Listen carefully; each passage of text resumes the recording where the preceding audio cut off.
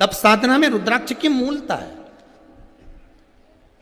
कई बार जिनकी चित्तवृत्ति, जिनका मन, जिनका विचार, जिनकी दृष्टि, जिनका भाव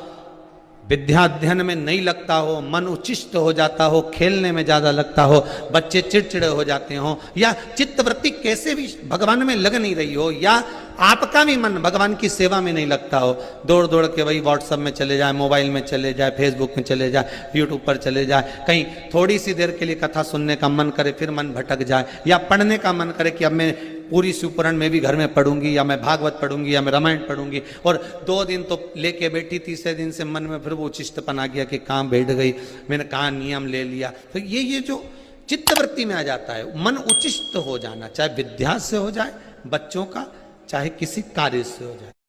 मन की उचिष्टता में भी रुद्राक्ष बड़ा काम का है। यहां रुद्राक्ष की मूलता, शहद में 9 मुखी रुद्राक्ष को डाल दिया जाता है शहद के अंदर, रात्रि भर उसको शहद में ही रखा दिया जाता है, और उस शहद को जब आप भगवान शंकर का स्नान कराने सवेरे के समय पर जल लेकर शिव जी के मंदिर जाती हो, तो सबसे पहले उस रुद्राक्ष को निकालकर शंकर जी की जो जलाधारी है उस पर रख दिया जाता है, और उस शहद को शिव जी पे चढ़ा दिया जाता है। उसी शहद को उठाकर लाया जाता है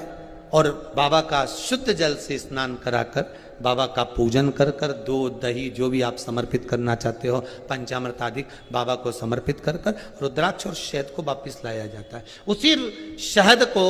मात्र 11 दिन तक आप चाटना प्रारंभ कर दीजिए, आपको कोई नहीं कहेगा कि पढ़ने बैठो, आपकी चित्तवृत्ति स्वयं विद्या में लग जाती है, आपको कहीं जाने की जरूरत नहीं। रुद्राक्ष शंकर का वो अश्रु है, रुद्राक्ष मेरे बाबा का वो अश्रु है, रुद्राक्ष मेरे कालाधिपति का वो